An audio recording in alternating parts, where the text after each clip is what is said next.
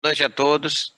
É, é um tema bastante importante e interessante, que realmente envolve uma equipe multidisciplinar, talvez como poucos fluxos emergenciais envolve. Eu acho até mesmo tanto ou mais do que a parte de dor torácica, né, dor aguda, por conta da janela muito mais curta, né, que nós temos em relação ao AVC, ao stroke. E muito mais desafiador ainda é a decisão de ir ou não para a trombectomia no AVC agudo, desde o diagnóstico, as intervenções farmacológicas, tudo que envolve, né, a rapidez com que o processo precisa ser feito. Então, nós temos aqui o Dr. Rodrigo Magarão, que vai fazer uma breve apresentação desse artigo, com os pontos mais importantes e relevantes do que diz respeito à revisão da abordagem, vamos dizer, da anestesia interagindo com a neurologia clínica, tanto na fase de diagnóstico e encaminhamento para a unidade de hemodinâmica e bioimagem, assim como a neuroradiologia intervencionista, para que as tomadas de decisões e os algoritmos sejam o mais entrosado possível, né? Tem que todo mundo esteja falando a mesma língua. Acho que essa é a grande proposta, né, desse nosso encontro. Apesar algumas pessoas já estão mais familiarizadas com esse fluxo, outras nem tanto. Então, o objetivo é que todo mundo possa trabalhar junto com a neurologia para que nós tenhamos os melhores resultados possíveis. Então, eu convido o Rodrigo para ele já está aí, né, Rodrigo? Já estou aqui. Está me ouvindo bem? Estou ouvindo bem. Ótimo. Então, vamos começar aqui o compartilhamento. Agradecer o convite aí de Guilherme, doutor Alexandre. Agradecer a presença da equipe da Neurologia. E vamos lá. Deixa até a tela abrir. Já abriu para vocês a tela, como tela cheia? Ok, tela aberta. Então, basicamente, o que a gente vai falar, o que eu vou falar hoje, nesses próximos 20 a 30 minutos, é o papel do anestesista no suporte às intervenções endovasculares do AVC isquêmico agudo. Para aqueles que não me conhecem, eu sou Rodrigo Magarão, sou médico anestesista. Não tenho nenhum conflito de interesse sobre o tema, e basicamente a aula hoje ela vai ser pautada, direcionada em cima de 4 trabalhos, que são 4 trabalhos recentes, publicados em revistas muito conhecidas de anestesia, e que abordam esse tema de grande interesse. O primeiro trabalho foi publicado na British Journal em 2018, é um artigo de revisão que ele fala uma abordagem desde o início do atendimento inicial do AVC até o direcionamento, como o anestesista pode contribuir nisso. Posteriormente, 2 artigos agora de 2019 da Anesthesia e Analgesia, que são divididos em 2 partes. A primeira parte dele falando a característica dos pacientes, os determinantes de efetividade, como o controle pressórico influencia no desfecho. E, por fim, agora do Anesthesia e Analgesia de outubro de 2020, que é esse trabalho que vai ser o mais citado durante o artigo, durante a apresentação, é um artigo de revisão que ele aborda todos os aspectos relacionados ao manejo da trombectomia. E a gente está discutindo hoje aqui, segunda-feira, esse tema, tem uma importância muito grande. Primeiro que o AVC ele é a terceira causa de morte em países industrializados, em alguns países ele ocupa a 5ª causa de morte, mas é uma grande causa, talvez a principal causa de dependência funcional de adultos. De cada 3 adultos que são admitidos em um hospital com AVC, aproximadamente 66% dos pacientes têm algum grau de comprometimento.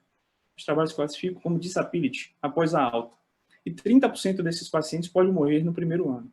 Nos Estados Unidos, tem estimativas de que há cerca de 795 mil casos, quase 800 mil casos de AVC por ano. E de forma breve, eles podem ser classificados basicamente em AVCs isquêmicos, que perfazem 85% dos casos, ou hemorrágicos, com 15% dos casos. O AVC isquêmico ele é subdividido em diversas etiologias, mas eu trago aqui que ele pode ser subdividido em cardioembólico, trombótico e aterotrombótico. Quando a gente fala de abordagem do AVC isquêmico, o que fica de mais importante aqui para a gente é, além da identificação precoce e o atendimento inicial desse paciente, através de classificação e identificação dos sintomas, é o tratamento. O tratamento deve ser imediato na tentativa de restaurar o fluxo. Tempo é cérebro. Para cada minuto que se gasta ou que se perde no tratamento desse paciente, aproximadamente 1,9 milhões de neurônios são perdidos. Então, a abordagem do tratamento deve ser restaurar o fluxo sanguíneo o mais rápido possível para salvar aquela área de penumbra ao redor da área que já sofreu a necrose. E a abordagem inicial do acidente vascular cerebral isquêmico, além da identificação precoce, identificação dos sintomas e afastar fatores de confusão, se aquilo é ou não AVC, é realizar um exame de imagem. O exame de imagem deve ser idealmente realizado em cerca de 20 minutos após a admissão do paciente, para guiar, direcionar, caso seja aplicável, a realização da trombólise, que é o tratamento hoje inicial para esse paciente. Os trombolíticos, a gente já sabe, que são utilizados os antagonistas, os ativadores de plasminogênio tecidual, e o mais importante, o mais utilizado é a alteplase. Antigamente, o tempo, o delta, para se trombolizar esse paciente era de 3 horas, mas já foi estendido para 4 horas e meia, devendo excluir até alguns pacientes que não se beneficiam pelo risco elevado de transformação hemorrágica. A trombólise ela é efetiva, mas grande parte dos nossos pacientes não podem ser candidatos por alguma contraindicação. Alguns deles não têm um sucesso na recanalização. Quando a gente fala de circulação anterior, quase metade dos casos tem o envolvimento de grandes vasos. E esse envolvimento de grandes vasos tem uma baixa taxa de sucesso de trombólise. Na verdade, não é uma baixa, mas uma taxa menor, que varia de 30% a 40%. Nesses pacientes, a estratégia da trombectomia, quando realizada nas primeiras 6 horas, é uma estratégia eficiente. E a pergunta que se fazia, já que inicialmente os guidelines eles traziam trombólise como tratamento padrão, é se a trombectomia era uma estratégia eficaz. Aqui a gente tem alguns estudos, que são ensaios clínicos randomizados, vejam vocês que todos eles publicados em 2015, e eles vão comparar duas estratégias. Uma estratégia inicial de trombólise isolada, com estratégia de trombólise associada à trombectomia. Aqui está na frente, pronto. Quando a gente fala dessas duas estratégias que eles foram utilizadas, ele identifica o score ranking, que é um score para avaliar o grau de comprometimento funcional dos pacientes. E a comparação das duas estratégias é garantir que os pacientes, o percentual de pacientes que têm um score ranking menor ou igual a 2. Por quê? O score ranking menor ou igual a 2, como vocês podem ver, é um score que tem um comprometimento funcional leve. Ou seja, os pacientes são independentes e eles podem realizar suas atividades diárias. Então, a comparação desse trabalho levou a um odds ratio ajustado de 2,4, ou seja, a estratégia combinada de trombólise intraarterial, trombólise venosa associada à trombectomia mecânica foi benéfica, com grande parte desses pacientes tendo 2 vezes mais chance de terminar o procedimento num score de ranking menor ou igual a 2. E quem seriam os pacientes candidatos à trombectomia? Os critérios de inclusão para a trombectomia são basicamente pacientes de todas as idades com envolvimento de circulação anterior, aqueles pacientes que também têm hoje em dia circulação posterior e vertebrobasilar, mas aqueles pacientes que se apresentam com até 6 horas dos sintomas, isso também é estendido até 16 a 24, desde que haja um cérebro viável. Idealmente, pacientes com algum grau de oclusão de vasos proximais, que seria a carótida interna, a artéria cerebral média, ramos M1 e M2, pacientes com algum grau de comprometimento significativo, e aí entra o score do NIH, o score que vai classificar de acordo com diversas sintomatologias desses pacientes. E a independência funcional prévia, ou seja, um score de ranking menor do que 3. As técnicas para trombectomia mecânica são várias, isso a gente pode discutir no final, mas basicamente a técnica mais utilizada, que vem mudando o prognóstico desses pacientes, é a técnica chamada de stent retriever, onde é feito a canalização do vaso, da artéria comprometida, um fio guia ele perpassa a região do coágulo e posteriormente esse stent é aberto. É insuflado um balão proximal e aí há um recolhimento desse stent junto com o trombo, impedindo assim uma embolização distal e recolhendo e promovendo a recanalização do vaso. Aqui na figura esquerda vocês podem ver um vaso que inicialmente antes da trombectomia e depois da trombectomia com o dispositivo do stent retriever. E aí a gente agora focando para a técnica anestésica, a gente se pergunta se existe alguma técnica anestésica superior. E a gente vai avaliar os prós e contras de cada técnica anestésica. As técnicas disponíveis para a gente hoje seriam ou anestesia geral ou uma sedação consciente. E, de maneira geral, a anestesia geral, como vantagem, ela teria a garantia de imobilidade desses pacientes, a proteção das vias aéreas, um controle de dor e agitação. E como desvantagem, a anestesia geral está associada a um maior risco de hipotensão. Os trabalhos que trazem com relação à anestesia geral, eles mostram que acima de 90% dos casos é utilizado um vasopressor para garantir a normotensão desses pacientes. Além disso, quando se utiliza a anestesia geral, há um maior uso de recursos, um maior custo e a necessidade do anestesista. Alguns trabalhos eles vinham mostrando que o tempo entre a chegada do paciente e o início da punção dos vasos femorais, quando esse paciente era submetido à anestesia geral, aumentava de 10 a 20 minutos, o tempo inicial. Só que com a sedação consciente, a gente tem um tempo menor desse início do procedimento. Em compensação, o tempo entre o início do procedimento e a recanalização do vaso, ele é menor com a anestesia geral em razão da imobilidade dos pacientes. A sedação consciente, por sua vez, traz como vantagem uma estabilidade hemodinâmica maior, tem menos flutuações hemodinâmicas. Há uma possibilidade de monitorizar as características neurológicas, especialmente complicações que eventualmente venham a acontecer durante o procedimento, como dissecção de vasos, embolizações distais, e até a recanalização do vaso com reversão do dano neurológico. Como eu falei como pró, entre a chegada do paciente e o início das punções, a sedação consciente tem um tempo menor. Em compensação, ela não segura a via aérea, tem um risco de movimentação desse paciente. E aí a pergunta que a gente continua se fazendo é se existiria alguma técnica anestésica. Os trabalhos antigos demonstravam que a anestesia geral ela estava associada com um pior prognóstico, tanto o prognóstico de mortalidade como o prognóstico neurológico em 90 dias.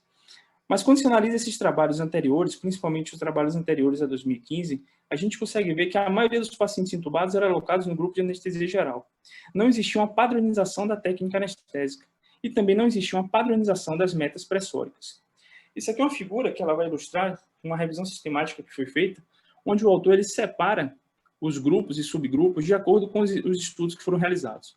Vejam vocês que os RCT são ensaios clínicos randomizados, e aí embaixo os estudos não RCT, que são estudos de coorte. E embaixo uma somatória dos trabalhos. Veja que quando se analisa independência funcional com 3 meses, os ensaios clínicos randomizados eles vão favorecer a anestesia geral. Um deslocamento, esse aqui, do triângulozinho, do losango, em relação à anestesia geral. Os estudos de coorte, por sua vez, favorecem a sedação consciente. E quando se vai analisar os dados em conjunto, como o N dos estudos de coorte é muito maior, tendia-se a acreditar que a sedação consciente seria melhor em termos de independência funcional. Enquanto, na verdade, você coloca no mesmo balaio estudos de coorte que não são tão bem controlados com estudos randomizados. Com relação à mortalidade, acontece praticamente a mesma coisa. Os ensaios clínicos não mostram diferenças dos randomizados entre mortalidade, tanto com geral como sedação consciente, e o estudo de coorte favorece a sedação consciente nesse caso. E aí, quando a gente fala dos estudos mais recentes, tem 3 trabalhos que são muito destacados, que são esse estudo Siesta, o OneStroke e o Goliath.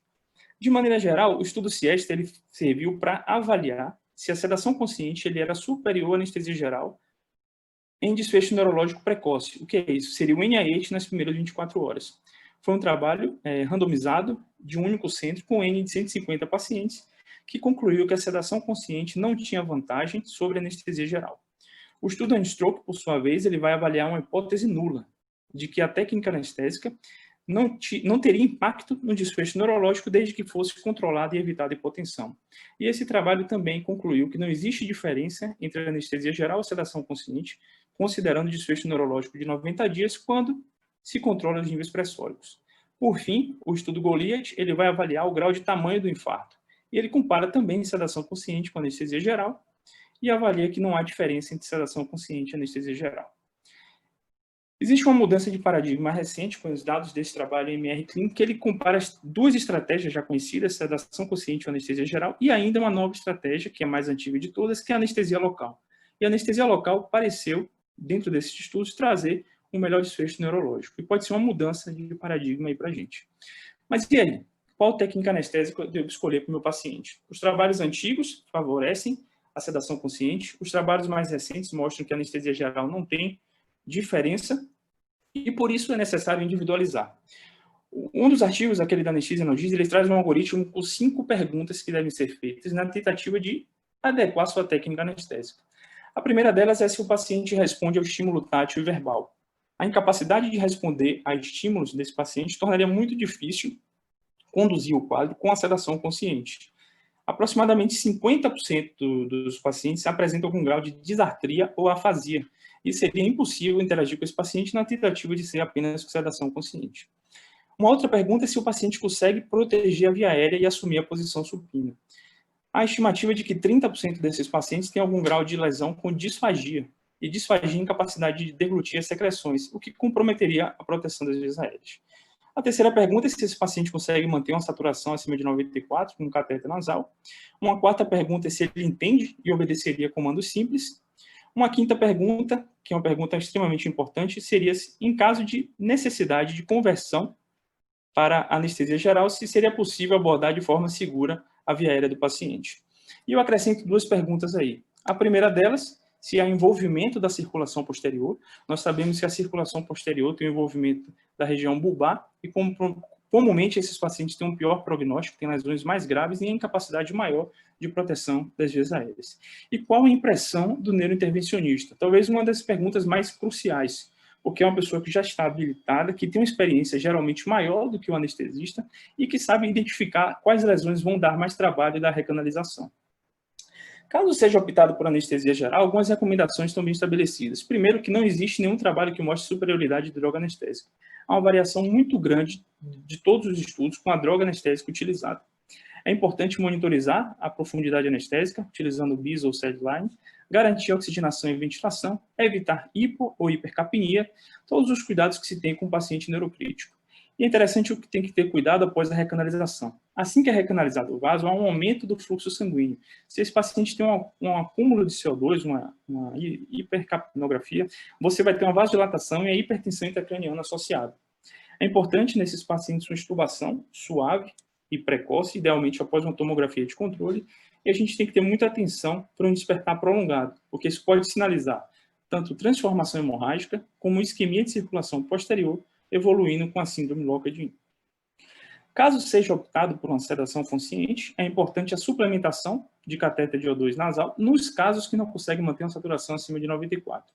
Quantas vezes a gente vê o quão incômodo é o catéter nasal para os pacientes? Se o paciente estiver em ambiente mantendo a saturação de 95, 96, não é necessária a suplementação com catéter nasal. É interessante evitar benzodiazepínicos ou opioides de longa duração. E eu trago aqui algumas sugestões de esquema de sedação do UpToDate, inclusive esse tópico no UpToDate, ele é coordenado pelo professor Jean-Marie, e eles citam que seria uma titulação com pequenas doses de fentanil e doses de propofol que variam de 25 a 100 microgramas, o que é uma dose muito alta, pensando em sedação consciente. E quando a gente vai analisar também os estudos, a grande maioria deles, as doses de anestesia geral para esses pacientes não passam de 50 microgramas por minuto de propofol. Uma outra opção muito interessante é a utilização do remifentanil para o controle álgico, você eliminar os estímulos álgicos, que seriam os acessos do paciente, em uma dose de 0,05 a 0,2 microgramas por minuto. A dexmedetomidina é uma droga que não é tão recomendada, porque você tem um início de ação lento e tem uma dificuldade maior de titulação do efeito desejado. Comumente, os pacientes mantêm um grau de sonolência após a utilização, que não é ideal para avaliação do neurológico. Idealmente, esses pacientes não devem ter suas vias aéreas manipuladas, evitar cânulas orofaríngeas, nasofaríngeas, em razão que geralmente esses pacientes já foram trombolizados previamente. É muito importante ter cuidado e tentar se antecipar a intubações não planejadas. No caso de intubação não planejada, essa taxa de conversão de sedação consciente e anestesia geral ela varia até 11% dos casos.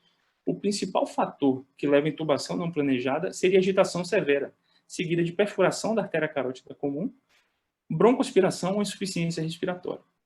A maioria dos trabalhos de cara já exclui pacientes agitados ou os pacientes com escala de coma de Glasgow menor do que 8 a 9. Mas na ocorrência de uma agitação, é interessante inicialmente sempre chamar por ajuda para minimizar o tempo durante o processo da indução anestésica, comunicar à equipe que há ali uma complicação e, se possível, retrair os catéteres que estão dentro da circulação intracraniana para evitar dissecções ou rupturas. Na indução, lembrar sempre da sequência rápida e evitar esses pacientes pelo risco de distensão gástrica. Talvez aqui é o ponto crucial da aula, que seria o controle pressórico. A gente já viu que a técnica anestésica não tem tanta influência, ela deve se adequar a cada paciente, mas o controle pressórico é mandatório e deve ser seguido em todos os casos. Existe uma resposta fisiológica normal para a perfusão, que é um aumento dos níveis pressóricos iniciais no quadro de AVC. O risco é que, comumente, esses pacientes têm uma perda da autorregulação cerebral, isso pode levar, com níveis muito elevados, também a transformação hemorrágica. Quando a gente tenta negociar com o intervencionista a PA invasiva, e às vezes ele opta por não realizar, é porque isso pode atrasar o início do procedimento. Além disso, comumente esses pacientes já são trombolizados e têm um risco maior de sangramento durante a punção. Então, nesses casos, onde não é possível puncionar uma artéria radial, deve-se medir a pressão não invasiva a cada 3 minutos. E qual é o alvo de pressão que nós temos que ter? Aqui eu trago uma figura esquemática que avalia o cuidado desde a fase inicial, no departamento de emergência, vocês podem ver à esquerda, e também os níveis pressóricos, até a fase de revascularização, que seria a fase 2, na hemodinâmica, e uma fase 3 na terapia intensiva neurológica, que é um cuidado pós-intervenção. Vejam que aqui, pacientes com níveis pressóricos mais altos, que não são candidatos a trombólise ou trombectomia, pode-se manter níveis pressóricos em torno de 220 por 120. E isso pode ser permitido para permitir que haja um fluxo sanguíneo, uma perfusão, a menos que alguma contraindicação específica. Naqueles pacientes que são candidatos tanto a trombólise como a trombectomia, idealmente devemos baixar os níveis pressóricos para abaixo de 185 por 110 para trombolizá-los ou preparar para o setor de angiografia. Nos pacientes que inicialmente já se apresentam com hipotensão, é necessário excluir causas como desidratação, infarto associado, a presença de um choque ou até um choque séptico e, idealmente, tentar elevar essa pressão com vasopressores para melhorar a perfusão periférica. Quando a gente fala da fase 2 da revascularização, ou durante a trombectomia, devemos manter os níveis pressóricos em torno de 140 a 180 de pressão sistólica. Evitar pressão arterial média abaixo de 70% e evitar quedas acima de 40% dos níveis basais. Posteriormente, na unidade de terapia intensiva, esses níveis de pressão vão variar, se tivermos sucesso ou não na reperfusão. No caso de reperfusão incompleta, que seria um TIS-A, ou 0 ou 2A, manter as pressões abaixo de 180 por 105 nas primeiras 24 horas. No caso de reperfusão com sucesso, eventualmente esses pacientes já apresentam redução dos níveis pressóricos, e nesses casos devemos monitorizar. No aparecimento de novos déficits neurológicos, devemos associar um vasopressor para manter novamente a perfusão. Aqui, de uma forma não tão esquemática, mas numa tabela, só para revisar, níveis pressóricos para garantir perfusão 220 por 120. Se for trombolizar, reduz a pressão para 185 por 110. Evitar quedas acima de 15%. E, nos casos de revascularização, manter a pressão sistólica entre 140 e 180. Nunca deixe sua pressão média abaixo de 70 e evite sempre qualquer nível de pressórico abaixo de 40%. Se houver um sucesso na recanalização, manter a pressão abaixo de 160. Travou aqui. E, no caso de reperfusão incompleta, pode manter essa pressão abaixo de 180 por 105 para garantir a perfusão distal. Finalizada a discussão sobre manejo pressórico, vem o manejo de fluidos. Basicamente, o mesmo conceito se aplica para a neuroproteção. Evitar fluidos hipotônicos, manter a normovolemia dos pacientes, idealmente soluções de plasmalite, ringalactato ou soro fisiológico. O controle glicêmico também deve-se evitar hipo ou hiperglicemia, porque trazem comprometimento neurológico acentuado. Manter uma glicemia em torno de 140 por 180, monitorizando de cada hora, e é importante também evitar oscilações. Já instituir um protocolo de insulina venosa para garantir uma estabilidade dos níveis glicêmicos. O controle da temperatura, deve-se evitar febre, porque piora o desfecho neurológico, e nesse caso de AVC isquêmico não existe benefício para a hipotermia terapêutica. Com relação à coagulação, comumente é utilizada a heparina não fracionada para evitar trombose do stent, devemos medir o TCA de cada 30 a 45 minutos com um alvo de 250 a 300. Em geral, ao findar o procedimento, não é necessária uma reversão com protamina. Essa reversão pode ser reservada para casos de sangramento no sítio de punção ou se tiver alguma perfuração arterial ou dissecção. Como complicações, existem complicações associadas ao AVC e complicações relacionadas ao procedimento. Quando a gente fala de complicações relacionadas ao procedimento, as principais delas são complicações associadas a acessos venosos. Como está muito perto da região femoral, do nervo femoral, há comumente lesões nervosas. Há também associado a presença de sangramentos com dissecção arterial ou formação de pseudoneurismos. Daí a importância de se utilizar e guiar a punção com ultrassonografia. O hematoma está associado em 2 a 10% dos casos. E atenção, principalmente nos casos onde se opta por punção direta da carótida para revascularizar, porque o hematoma nessa região tem risco de obstrução das vias aéreas. A punção arterial, a perfuração arterial intracraniana é a complicação mais temida, com a taxa de 0 até 5% dos casos. E tem um maior risco durante a manipulação às cegas, ou seja, a tentativa de passar do coágulo com o catéter e durante o recolhimento do stent retriever junto com o trombo. Caso haja uma perfuração intracraniana, deve-se manter uma pressão sistólica abaixo de 140. Existem algumas técnicas de balonamento daquela artéria, mas tem um risco maior de desenvolver isquemia ou utilização de embolização dessa artéria, mas também um risco associado de isquemia. É importante, né, nesse momento, discutir com o hemodinamicista a reversão da heparina, do trombolítico dos antiplaquetários. E uma sugestão do UpToDate para reversão são 2 unidades de plaqueta, 2 de plasma e 2 de clipe. Por fim, para resumir, qual seria o papel do anestesista? É basicamente integrar todos esses cuidados. Idealmente, se o anestesista pudesse antecipar Se for anestesista restrito para aquela unidade de hemodinâmica, se antecipar ao caso que já está chegando, ele já vai colhendo a história clínica minuciosa, discutindo com o intervencionista o tipo de abordagem para minimizar esse tempo. É importante o trabalho em equipe, tanto em conjunto com os funcionários da hemodinâmica, quanto o enfermeiro, neurologista, neurointervencionista, uma clareza grande na comunicação de todas as atividades, uma alça fechada em comunicação, antecipação de eventos adversos e lembrar que tempo é cérebro, a cada minuto são 2 milhões de neurônios e 14 bilhões de sinapses e evitar a hipotensão desses pacientes. É isso.